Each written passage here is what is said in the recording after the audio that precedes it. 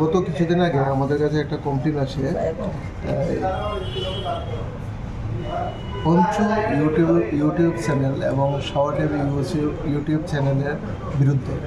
পরবর্তী সময় আমরা একটা তদন্ত নেবে এই যে ইউটিউব চ্যানেলের যে মালিক আলামিন হোসেন, তাকে আমরা আটক করি। আটক করার পর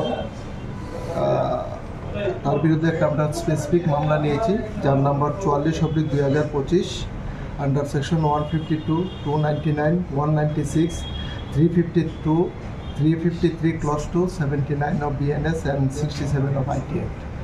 সে এই চ্যানেলগুলির মধ্যে ইউটিউব চ্যানেলগুলি এবং ফেসবুক যে চ্যানেলটি আছে এটার মধ্যে সে বিভিন্ন অফেন্সিভ বক্তব্য কথাবার্তা আপলোড করতো, ভিডিও আপলোড করতো।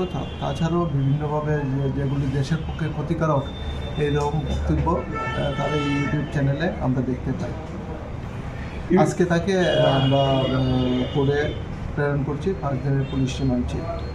কিছু কিছু ইউটিউবারকে দেখা যাচ্ছে এরকম এবং অশ্লীল ভাষা ব্যবহার করে কিছু কিছু কন্টেন্ট করছে, তা এ ব্যাপারে কীরকম ব্যবস্থা নেওয়া হবে তাদের বিরুদ্ধে? আমাদের কাছে যখনই কোনো এই বিষয়ে কেউ যদি আমাদের কাছে কমপ্লেন করে, তাছাড়া আমাদের যদি কোনো নলেজে আসে যে এই ধরনের অপ্রীতিকর ভিডিও তারা ভাইরাল করছে তাদের ইউটিউব চ্যানেলে, তাদের বিরুদ্ধে লিগ্যাল অ্যাকশন প্রপারলি হবে। যে ধারাগুলি আজকে ওনার বিরুদ্ধে নেওয়া হয়েছে সেই ধারায় সর্বোচ্চ শাস্তি কী হতে পারে? সর্বোচ্চ শাস্তি লাইফ ইমপ্রিজনমেন্ট আছে, 7 বছর 10 বছরের জন্য পানিশমেন্ট আছে। দেশ বিরোধী অভিযোগ। ইউটিউব চ্যানেলগুলো কি কোনো রকম বন্ধ করার কোনো ইয়ে আছে? যাদের বিরুদ্ধে আমরা যে এখন যে কেসটা আমরা নিয়েছি, যে ইউটিউব চ্যানেল আছে এগুলি তো অবশ্যই আমরা বন্ধ করে দেবো।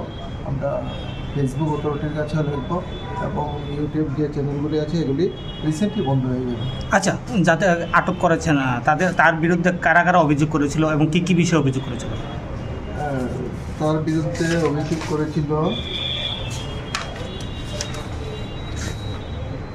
তুষারকান্তি আচার্য সহ আরও 5 জনে এই বিষয়টার উপর আমাদের কাছে অভিযোগ দায়ের করেছে। কীরকম অভিযোগটা কী ছিল? অভিযোগটা ছিল যে বিভিন্ন ভিডিও কন্টেন্ট বানাই যেগুলি মহিলাদের অসম্মানকর অবস্থা থাকে, তাছাড়া দেশের বিরুদ্ধে কিছু বক্তব্য যেগুলি ভাইরাল করেছে এটার উপর ভিত্তি করে করা হয়েছে। কোথা থেকে আটক করেছেন? তার বাড়ি থেকে আটক করেছে জয়পুর। গতকালকে আমরা বিকেলে আটক করেছি।